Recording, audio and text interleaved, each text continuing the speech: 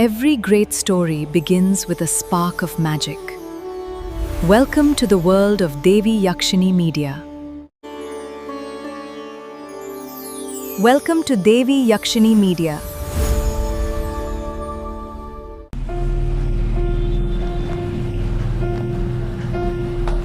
ನಮಸ್ಕಾರ ವೀಕ್ಷಕರೇ, Kannada astro media ಚಾನಲ್ಗೆ ನಿಮ್ಮೆಲ್ಲರಿಗೂ ಆತ್ಮೀಯವಾದ ಸ್ವಾಗತ. ಇನ್ನೊಂದು ವಿಷಯ ಏನಪ್ಪ ಅಂತಂದರೆ, ಕನ್ನಡ ಆಸ್ಟ್ರೋ ಮೀಡಿಯಾ ಅಂತ ಇದ್ದಿದ್ದ ಚಾನಲ್ ಹೆಸರನ್ನು ಈಗ ನಾವು ಬದಲಾವಣೆ ಮಾಡಿದ್ದೀವಿ. ಈಗ ದೇವಿ ಯಕ್ಷಿಣಿ ಮೀಡಿಯಾ ಅಂತ ಬದಲಾಯಿಸಿದ್ದೀವಿ.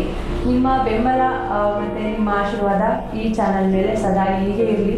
ಕಂಟಿನ್ಯೂ ಮಾಡಿ, ಸಬ್ಸ್ಕ್ರೈಬ್ ಮಾಡಿಕೊಳ್ಳಿ ಮತ್ತು ಫಾಲೋ ಮಾಡಿ, ಲೈಕ್ಸು ಕಾಮೆಂಟ್ಸು ಮಾಡಿ. ಮತ್ತು ಯಕ್ಷಿಣಿ ಮೀಡಿಯಾಗೆ ನಿಮ್ಮೆಲ್ಲರಿಗೂ ಆತ್ಮೀಯವಾದ ಸ್ವಾಗತ. ನಮ್ಮ ಜೊತೆ ಇದ್ದಾರೆ ಶ್ರೀ ಗುರುಗಳಾದ ಸಂತೋಷ್ ಭಟ್ ಗುರುಜಿಯವರು, ದೀಪ ಯಕ್ಷಿಣಿ ಆರಾಧಕರು ಹಾಗೂ ಪ್ರಶ್ನಾಶಾಸ್ತ್ರ ತಂತ್ರಜ್ಞರು. ಗುರುಗಳೇ ನಮಸ್ಕಾರ. ನಮಸ್ಕಾರ. ಈಗ ಆಗಸ್ಟ್ ತಿಂಗಳು ಹತ್ತಿರ ಬಂತು, ಇನ್ನು ವರಮಹಾಲಕ್ಷ್ಮಿ ಹಬ್ಬ ಶುರುವಾಗುತ್ತೆ. ಅದ್ರ ಬಗ್ಗೆ ಗುರುಗಳು ನಮಗೆ ಅದ್ಭುತವಾದ ಮಾಹಿತಿಗಳನ್ನ ನೀಡ್ತಾರೆ. ಬನ್ನಿ ಕೇಳೋಣ. ಗುರುಗಳೇ, ಮತ್ತೊಮ್ಮೆ ನಿಮಗೆ ಯಕ್ಷಿಣಿ ಮೀಡಿಯಾಗೆ ಸ್ವಾಗತ. ಗುರುಗಳೇ, ಮೊದಲನೇದಾಗಿ ಕನ್ನಡ ಆಸ್ಟ್ರೋ ಮೀಡಿಯಾ ಚಾನಲ್ನ ಯಕ್ಷಿಣಿ ಮೀಡಿಯಾ ಅಂತ ಬದಲಾಯಿಸಿದ್ದೀವಿ. ನಿಮಗೆ ಅದ್ರ ಬಗ್ಗೆ? ಖಂಡಿತ ನೋಡಿ, ಏನು ಅಂತ ಹೇಳಿದ್ರೆ, ವಿಶೇಷವಾಗಿ ಯಕ್ಷಿಣಿ ಅಂದರೆ ಇಡೀ ಪ್ರಪಂಚಕ್ಕೇ ಅಧಿದೇವತೆ, ಪ್ರತಿಯೊಂದು ಚರಾಚರದಲ್ಲೂ ಇರ್ತಕ್ಕಂಥ ದೇವಿ. ಯಕ್ಷಿಣಿಯನ್ನು ಕೆಲವರು ಕೆಟ್ಟದಾಗಿ ಬಿಂಬಿಸಿದ್ದಾರೆ. ಅದು ತಾಂತ್ರಿಕ ದೇವಿ, ತೊಂದರೆ ಮಾಡುವಂಥ ದೇವಿ, ಭೂತದ ಥರ ಇರುತ್ತೆ, ಇವೆಲ್ಲ ಕೆಟ್ಟದಾಗೆಲ್ಲ ಅದನ್ನು ಬಿಂಬಿಸ್ಬಿಟ್ಟಿದ್ದಾರೆ. ಆದರೆ ಯಕ್ಷಿಣಿ ಅಂತಕ್ಕಂಥದ್ದು ಇಡೀ ವಿಶ್ವಕ್ಕೇ ತಾಯಿಯವಳು. ಯಕ್ಷಿಣಿ ಅಂದರೆ ಯಕ್ಷಿಣಿ, ಯೋಗಿನಿ, ಭೈರವಿ ಇವೆಲ್ಲ ಕೂಡ ಪಾರ್ವತಿ ಅವತಾರ. ಪಾರ್ವತಿ ಅಂದರೆ ನಾವು ಕೆಟ್ಟದು ಅಂತ ಹೆಂಗೆ ನಾವು ತಿಳ್ಕೊಳ್ಳೋದು? ಅದನ್ನು ಒಳ್ಳೆಯದು ಅಂತ ನಾವು ತಿಳ್ಕೊಬೇಕು. ಕೆಟ್ಟದು ಯಾರಿಗೆ ಕೆಟ್ಟದು ಅಂತ ಅನಿಸುತ್ತೆ ಅಂದರೆ, ಕೆಟ್ಟವ್ರು ಇರ್ತಾರಲ್ಲ ಅವ್ರಿಗೆ ಕೆಟ್ಟದು ಅಂತ ಅನಿಸುತ್ತೆ. ಯಾಕಂದರೆ ದುಷ್ಟರಿಗೆ ಯಾವಾಗಲೂ ಕೂಡ ಕೆಟ್ಟ ಜನ, ಕೆಟ್ಟ ಬುದ್ಧಿ, ಕೆಟ್ಟ ಮಾತು ಇವೆಲ್ಲವೂ ಕೂಡ ಬಹಳ ಇಷ್ಟ ಆಗುತ್ತೆ. ಹಾಗಾಗಿ ಅದನ್ನು ದೇವಿ ಬಗ್ಗೆನೂ ಕೂಡ ಇದನ್ನು ಬಿಂಬಿಸ್ಬಿಟ್ಟಿದ್ದಾರೆ. ಆದರೆ ಈ ಒಂದು ವಿಶೇಷವಾಗಿರ್ತಕ್ಕಂಥ ಈ ಒಂದು ಮೀಡಿಯಾ ನಾವು ಸುಮಾರು ವರ್ಷಗಳ ಹಿಂದೆ ಇದನ್ನು ಪ್ರಾರಂಭ ಮಾಡಿದಾಗ ಜನಗಳು ಇದರ ಒಂದು ವಿಶೇಷವಾಗಿರ್ತಕ್ಕಂಥ ಮಾಹಿತಿಗಳು, ಯಂತ್ರ, ತಂತ್ರ, ಮಂತ್ರಗಳ ಬಗ್ಗೆ, ಮತ್ತು ವಿಶೇಷವಾಗಿ ನಾವು ಕೊಡುವಂಥ ಪರಿಹಾರಗಳ ಬಗ್ಗೆ ಇದನ್ನೆಲ್ಲ ನೋಡ್ತಾ ಒಂದಷ್ಟು ಜನರಿಗೆ ಶೇರ್ ಮಾಡ್ತಾ ಬಂದರು. ಅವರು ಸಬ್ಸ್ಕ್ರೈಬ್ ಮಾಡಿಕೊಂಡ್ರು, ಒಳ್ಳೆ ವ್ಯೂಸ್ ಬಂತು. ಮತ್ತು ಈ ಒಂದು ಚಾನಲ್ ಚೆನ್ನಾಗಿ ಬೆಳೀತಾ ಇರೋ ಈ ಒಂದು ಸಂದರ್ಭದಲ್ಲಿ ನಮಗೆ ಒಂದು ದಿನ ರಾತ್ರಿ ಸ್ವಪ್ನ ಯಕ್ಷಿಣಿಯ ಒಂದು ಪ್ರೇರಣೆ ಆಯಿತು. ಏನು ಅಂತ ಹೇಳಿದ್ರೆ, ಈ ಒಂದು ನಿನ್ನ ವಿಶೇಷವಾಗಿರ್ತಕ್ಕಂಥ ನಾವು ಜನಗಳಿಗೆಲ್ಲ ಕೊಡುವಂಥ ಮಾಧ್ಯಮ, ನೀನು ಯಾವುದೋ ಒಂದು ಹೆಸರಿಟ್ಕೊಂಡು ಯಾಕೆ ಈ ಒಂದು ಮಾಧ್ಯಮವನ್ನು ಪ್ರಚಾರ ಮಾಡ್ತಾ ಇದೆಯಾ? ನೀನು ನನ್ನ ಭಕ್ತನಾದ್ದರಿಂದ ಈ ಒಂದು ವಿಶೇಷವಾಗಿರ್ತಕ್ಕಂಥ ಮಾಧ್ಯಮಕ್ಕೆ ನನ್ನ ಹೆಸರನ್ನೇ ಕೊಡು. ನಿನಗೆ ಮತ್ತು ಜನಗಳಿಗೆ ಒಂದಷ್ಟು ಅನುಗ್ರಹ ಮಾಡುವಂಥ ಜವಾಬ್ದಾರಿ ನಂದು ಅಂತ ತಾಯಿ ಹೇಳಿರೋದ್ರಿಂದ ಅವತ್ತಿನ ದಿವಸ ಬೆಳಗ್ಗೆನೇ ನಾನು ನಮ್ಮ ಎಡಿಟರ್ ಕೈಲೆಲ್ಲ ಹೇಳಿಬಿಟ್ಟು ಈ ಒಂದು ಚಾನಲ್ನ ಹೆಸರನ್ನು ಬದಲಾವಣೆ ಮಾಡಿದೆ. ಹಾಗಾಗಿ ದೇವಿ ಯಕ್ಷಿಣಿ ಮೀಡಿಯಾ ಅಂತಕ್ಕಂಥ ಒಂದು ಶುಭನಾಮವನ್ನು ಕೊಟ್ಟಿದ್ದು ಆ ದೇವಿ ಮಹಾಯಕ್ಷಿಣಿನೇ. ಆದ್ದರಿಂದ ಈ ಒಂದು ದೇವಿ ಕೊಟ್ಟಿರ್ತಕ್ಕಂಥ ಯಕ್ಷಿಣಿಯ ಒಂದು ಅನುಗ್ರಹದಿಂದ ಪ್ರತಿಯೊಂದು ಜನಗಳಿಗೂ ನೋಡಿ, ನಾವು ಎಷ್ಟೋ ಜನಗಳಿಗೆ ಎಷ್ಟೋ ಮಂತ್ರಗಳನ್ನ ಉಚಿತವಾಗಿ ಕೊಡ್ತಾ ಇರ್ತೀವಿ, ಪರಿಹಾರಗಳನ್ನ ಕೊಡ್ತಾ ಇರ್ತೀವಿ. ಅವ್ರಿಗೆಲ್ಲ ಒಂದು ಅನುಗ್ರಹ ಆಗಲಿ ಅನ್ನೋ ದೃಷ್ಟಿಯಿಂದ ಈ ಒಂದು ಚಾನಲನ್ನು ಇಟ್ಟಿರೋದು. ಖಂಡಿತವಾಗ್ಲೂ ಕೂಡ ಈ ಒಂದು ಚಾನಲ್ಲು ಜನಗಳಿಗೆ ಬಹಳ ಒಂದು ಸಹಾಯ ಮಾಡಿಕೊಡುತ್ತೆ. ಮತ್ತು ಪ್ರೀತಿಯಿಂದ ಅವರು ಕೂಡ ನೋಡಿ ಅದರಲ್ಲಿರೋಂಥ ತಪ್ಪು ಒಪ್ಪುಗಳನ್ನ ನಮಗೆ ತಿಳಿಸಿ, ಏನಾದರೂ ಒಂದು ಸಣ್ಣ ಪುಟ್ಟದಾಗಿದ್ದರೆ ತಿಳಿಸಿ, ಅದನ್ನು ಇನ್ನೂ ಮುಂದುವರ್ಸ್ಕೊಂಡು ಹೋಗಿ ಒಂದಷ್ಟು ಜನಗಳಿಗೆ ಶೇರ್ ಮಾಡ್ತಾ, ಸಬ್ಸ್ಕ್ರೈಬ್ ಮಾಡ್ಕೊಳ್ತಾ, ಲೈಕ್ ಮಾಡ್ಕೊಳ್ತಾ ಈ ಒಂದು ಮೀಡಿಯಾನ ಬೆಳೆಸ್ತಾರೆ ಅಂತಕ್ಕಂಥ ಒಂದು ಸದುದ್ದೇಶದಿಂದ ಈ ಒಂದು ಚಾನಲ್ನ ಹೆಸರನ್ನು ನಾವು ಬದಲಾವಣೆ ಮಾಡಿದ್ವಿ. ಅದು ದೇವಿ ಪ್ರೇರಣೆ. ಹಾಗಾಗಿ ಕೇಳಿದಲ್ಲ ವೀಕ್ಷಕರೇ, ಚಾನೆಲ್ನ ಹೆಸರು ಯಾಕೆ ಬದಲಾವಣೆ ಆಯಿತು ಅಂತ ಗುರುಗಳು ತಿಳಿಸ್ಕೊಟ್ಟಿದ್ದಾರೆ. ನಿಮ್ಮ ಸಪೋರ್ಟ್ ಹೀಗೆ ಈ ಚಾನೆಲ್ ಮೇಲೆ ಸದಾ ಇರಲಿ. ಈಗ ವಿಷಯಕ್ಕೆ ಬರೋಣ. ಗುರುಗಳೇ, ಇವಾಗ ಹಬ್ಬಗಳು ಶುರುವಾಗ್ತಾ ಇದೆ. ವರಮಹಾಲಕ್ಷ್ಮಿ ಹಬ್ಬ ಬಂತು, ತಯಾರಿ ನಡೀತಾ ಇದೆ, ಎಲ್ಲರೂ ಶುರು ಆಗಿದೆ ತಯಾರಿಗಳೆಲ್ಲ. ಹಬ್ಬಗಳ ವಿಶೇಷತೆಗಳು ಮತ್ತೆ ಅದನ್ನ ಹೇಗೆ ವಿಧಿವಿಧಾನಗಳನ್ನ ತಿಳಿಸ್ಕೊಡ್ಬೇಕು ಗುರುಗಳೇ? ಖಂಡಿತ. ಶ್ರೀ ಗುರುಭ್ಯೋ ನಮಃ. ಹರಿ ಓಂ. ಈ ಆಗಸ್ಟ್ ತಿಂಗಳಿನಲ್ಲಿ ಫಸ್ಟ್ ಬರುವಂಥದ್ದೇ ಹುಣ್ಣಿಮೆ ಅಂತ ಹೇಳಿದ್ರೆ ವಿಶೇಷವಾಗಿರ್ತಕ್ಕಂಥ ಪೂರ್ಣವಾಗಿರ್ತಕ್ಕಂಥ ತಿಥಿ. ಯಾವಾಗ ಈ ಒಂದು ಆಷಾಢ ಹುಣ್ಣಿಮೆ ಗುರುಪೂರ್ಣಿಮೆ ಅಂತ ಏನು ಹೇಳ್ತೀವಿ, ಅದನ್ನೇ ಒಂದು ದೊಡ್ಡ ಹಬ್ಬ, ಅಂದರೆ ಗುರುಗಳ ಹಬ್ಬ ಅಂತೇಳಿ ಕರಿತೀವಿ. ಗುರುಗಳೆಲ್ಲ ನಮಸ್ಕಾರ ಮಾಡಿ ಪ್ರಾರ್ಥನೆಯನ್ನು ಮಾಡಿ ಯಥಾಶಕ್ತಿ ಯಥಾಭಕ್ತಿಯಾಗಿ ಗುರುಗಳಿಗೆ ಒಂದು ಸೇವೆಯನ್ನು ಮಾಡುವಂತಹ ಒಂದು ವಿಶೇಷ, ಅಥವಾ ನಾವು ಮನಸ್ಸಿನಲ್ಲೇ ನಮ್ಮ ಗುರುಗಳನ್ನ ಸ್ಮರಿಸ್ಕೊಳ್ಳುವಂಥ ಹಬ್ಬ ಇದು ಗುರುಪೂರ್ಣಿಮೆ. ಅದಾದ ಮೇಲೆ ಬರುವಂಥದ್ದು ವರಮಹಾಲಕ್ಷ್ಮಿಯ ಹಬ್ಬ. ಜನಗಳೆಲ್ಲ ಬಹಳ ಕಷ್ಟಗಳಿಂದ, ಆರ್ಥಿಕ ಪರಿಸ್ಥಿತಿಗಳಿಂದ, ಸಾಲ ಸೋಲಗಳನ್ನ ಮಾಡಿಕೊಂಡು ಒಂದಷ್ಟು ದುಃಖವನ್ನು ಅನುಭವಿಸ್ತಾ ಏನೇನೋ ತೊಂದರೆಗಳನ್ನ ಅನುಭವಿಸ್ತಾ ಇರ್ತಾರೆ. ಈ ಒಂದು ಹಬ್ಬದ ಒಂದು ತಯಾರಿ ಈ ಕಷ್ಟದಲ್ಲೂ ಮಾಡ್ಕೊಳ್ಳೋರಿದ್ದಾರೆ, ಅಥವಾ ದೇವಿಯ ಒಂದು ಕೃಪೆಯನ್ನು ಹೊಂದಿರತಕ್ಕಂಥವ್ರು ಮಾಡೋರಿದ್ದಾರೆ. ಆದರೆ ಕಷ್ಟದಲ್ಲಿರೋರಿಗೆ ತುಂಬ ಸುಲಭವಾಗಿ ಮೇಲೆತ್ತುವಂಥ ದೇವಿ ವರಮಹಾಲಕ್ಷ್ಮಿ, ಮತ್ತು ಸುಖದಲ್ಲಿ ಇರ್ತಕ್ಕಂಥವ್ರಿಗೆ ಇನ್ನಷ್ಟು ಅನುಗ್ರಹವನ್ನು ಪ್ರದಾಯ ಮಾಡುವಂಥ ದೇವಿ ವರಮಹಾಲಕ್ಷ್ಮಿ. ಹಾಗಾಗಿ ಜನ ಎಲ್ಲ ಏನು ಅಂದರೆ ಅವರು ಯಥಾಶಕ್ತಿ ಅವ್ರಿಗೆ ಎಷ್ಟಾಗುತ್ತೋ ಅಷ್ಟು ಕೂಡ ಈ ಒಂದು ಪೂಜೆಗೆ ಇನ್ವೆಸ್ಟ್ ಮಾಡಿ ಅವರ ಒಂದು ಹೂವು ಇರ್ಬೋದು ಅಥವಾ ಹಣ್ಣು ಕಾಯಿಗಳಿರ್ಬೋದು ಪ್ರತಿಯೊಂದನ್ನು ತಂದು, ಇವಾಗೆಲ್ಲ ನೋಡಿರ್ತೀರ ನೀವು, ಬೆಲೆಗಳೆಲ್ಲ ಜಾಸ್ತಿ, ತುಂಬ ದುಬಾರಿ ಆಗ್ತಾ ಬಂದುಬಿಡುತ್ತೆ.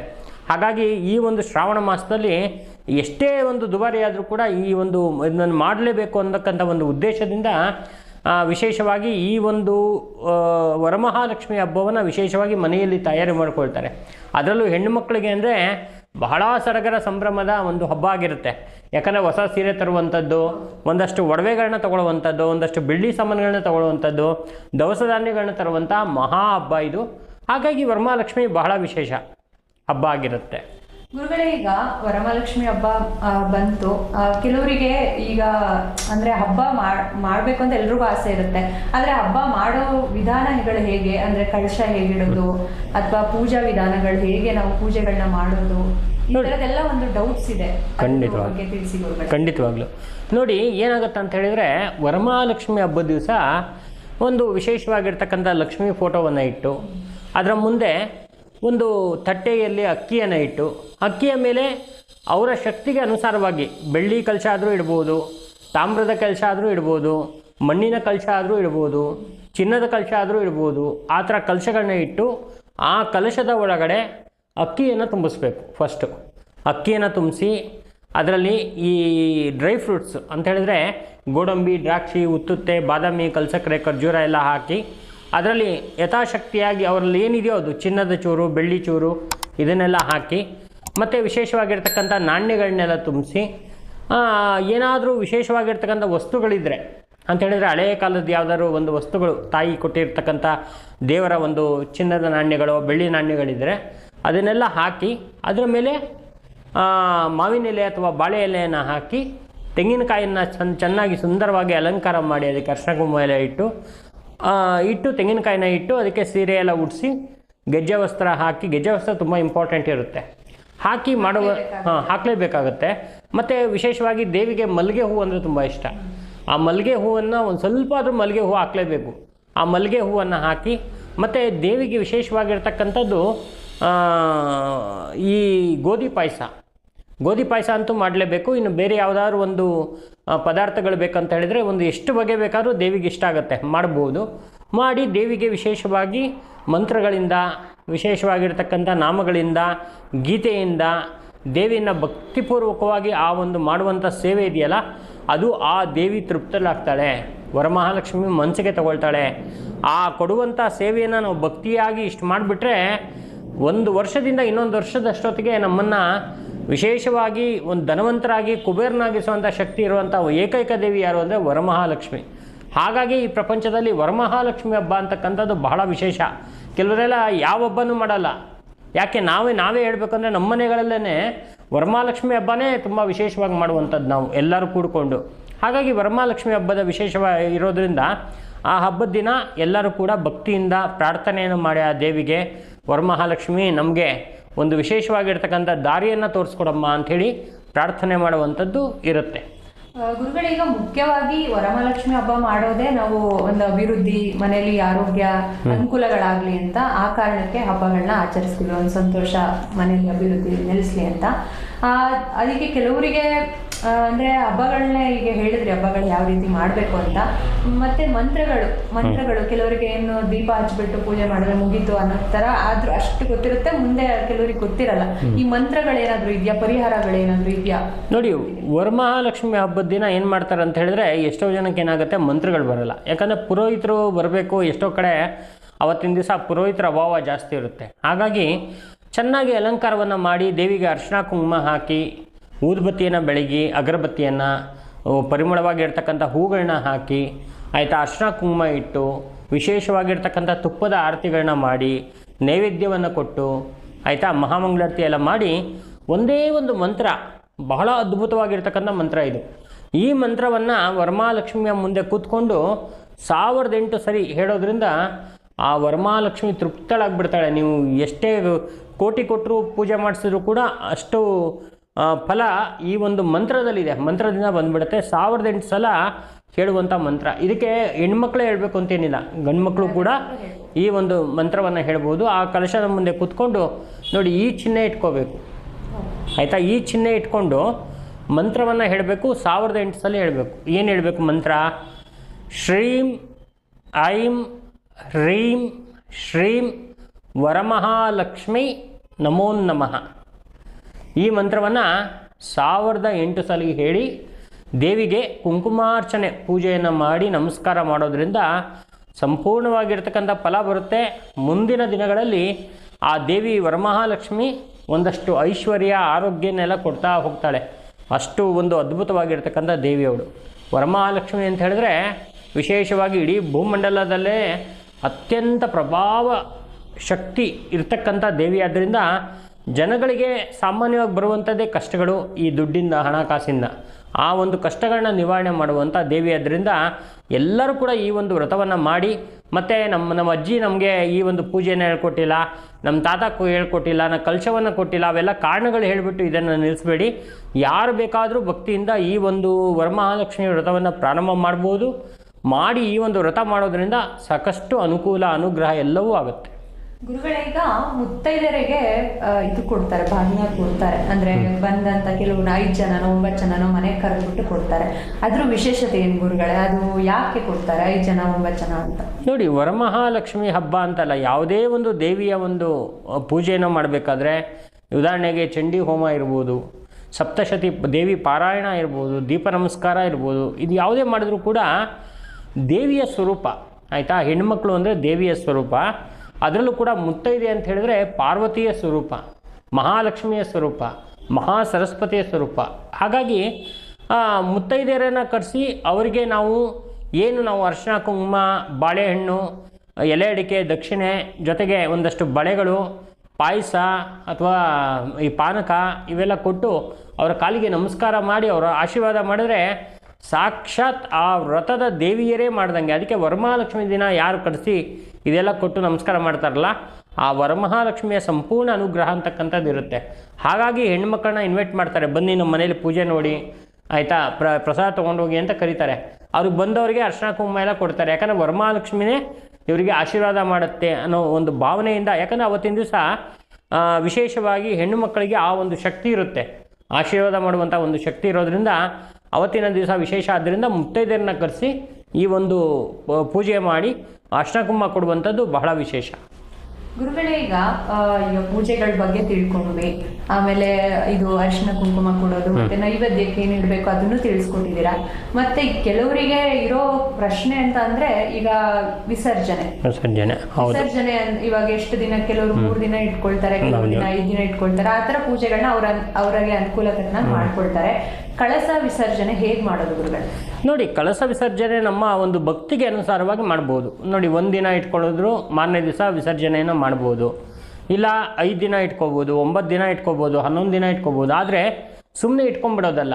ನಾವು ಅದನ್ನು ಇಟ್ಕೊಂಡಾಗ ಏನಾಗುತ್ತೆ ಅಂದರೆ, ಪ್ರತಿ ದಿವಸನೂ ಹೂವನ್ನು ಚೇಂಜ್ ಮಾಡಬೇಕಾಗತ್ತೆ, ಬಗೆ ಬಗೆಯ ನೈವೇದ್ಯವನ್ನು ಕೊಡಬೇಕಾಗತ್ತೆ, ಆರತಿಯನ್ನು ಮಾಡಬೇಕಾಗತ್ತೆ. ಪ್ರತಿ ದಿವಸ ಸಾಯಂಕಾಲ ಹೆಣ್ಮಕ್ಳನ್ನ ಮನೆಗೆ ಕರೆದು ಅವರಿಗೆ ಕೊಡಬೇಕಾಗತ್ತೆ. ನಾವು ಮನೆಯಲ್ಲಿ ಶುಚಿರ್ಭೂತರಾಗಿರಬೇಕು, ಶುದ್ಧವಾಗಿರಬೇಕು. ಸುಮ್ಮನೆ ಕಲಶ ಒಂದು ನಾವು ಶೋಗಿಟ್ಬಿಟ್ಟು ನಮ್ಮ ಪಾಡಿಗೆ ನಾವು ಸುಮ್ಮನೆ ಏನೋ ಒಂದು ಕೆಲಸ ಮಾಡ್ಕೊಂಡಿದ್ರೆ ಆಗಲ್ಲ.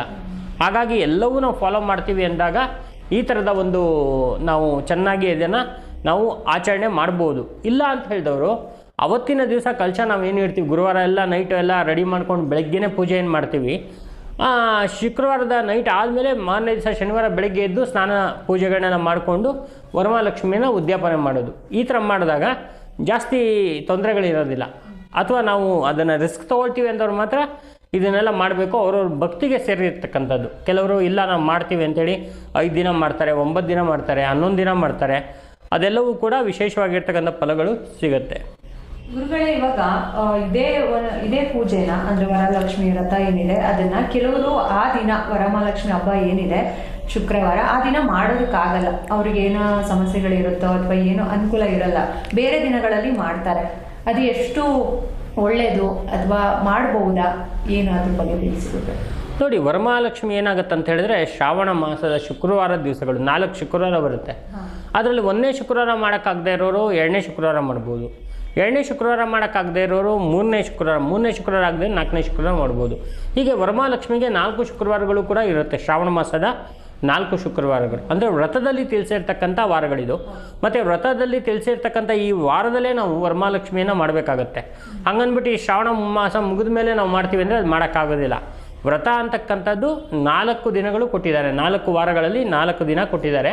ಆ 4 ದಿನದಲ್ಲಿ ನಮ್ಗೆ ಯಾವುದು ಅನುಕೂಲ ಆಗುತ್ತೋ ಅವತ್ತಿನ ದಿವಸ ಈ ಒಂದು ವ್ರತವನ್ನು ಮಾಡ್ಬೋದು. ನೋಡಿದ್ರಲ್ಲ ವೀಕ್ಷಕರೇ, ವರಮಹಾಲಕ್ಷ್ಮಿ ಹಬ್ಬದ ವಿಶೇಷತೆ ಇವತ್ತು ಗುರುಗಳು ನಮ್ಮ ಜೊತೆ ಮಾತಾಡಿದ್ದಾರೆ. ನಿಮಗೆ ಅಂದರೆ ಹಬ್ಬಗಳನ್ನ ಯಾವ ರೀತಿ ಮಾಡೋದು ಅದ್ರ ಬಗ್ಗೆ ಮತ್ತು ಮಂತ್ರಗಳ ಬಗ್ಗೆ ಒಂದು ಅದ್ಭುತವಾದ ಮಂತ್ರ ಕೂಡ ಗುರುಗಳು ನಮಗೆ ಕೊಟ್ಟಿದ್ದಾರೆ. ಇನ್ನೂ ಹೆಚ್ಚಿನ ಮಾಹಿತಿಗಾಗಿ ಶ್ರೀದೇವಿ ಯಕ್ಷಿಣಿ ಮೀಡಿಯಾನ ಸಬ್ಸ್ಕ್ರೈಬ್ ಮಾಡ್ಕೊಳ್ಳಿ, ಮತ್ತು ಲೈಕ್ಸು ಕಾಮೆಂಟ್ಸು ಮಾಡಿ, ಮತ್ತು ಸ್ಕ್ರೀನಲ್ಲಿ ಬರ್ತಿರೋ ನಂಬರ್ಗೆ ಕಾಂಟ್ಯಾಕ್ಟ್ ಮಾಡಿ. ಗುರುಗಳೇ, ಒಂದು ಅದ್ಭುತವಾದ ವಿಚಾರನ ನೀವು ನಮಗೆ ತಿಳಿಸ್ಕೊಟ್ಟಿದ್ದೀರಾ ಹಬ್ಬಗಳ ಬಗ್ಗೆ, ಮತ್ತು ವರಮಹಾಲಕ್ಷ್ಮಿ ವಿಶೇಷತೆಗಳನ್ನ ತಿಳಿಸಿದ್ದೀರಾ. ಧನ್ಯವಾದಗಳು ಗುರುಗಳೇ. ನಮಸ್ಕಾರ.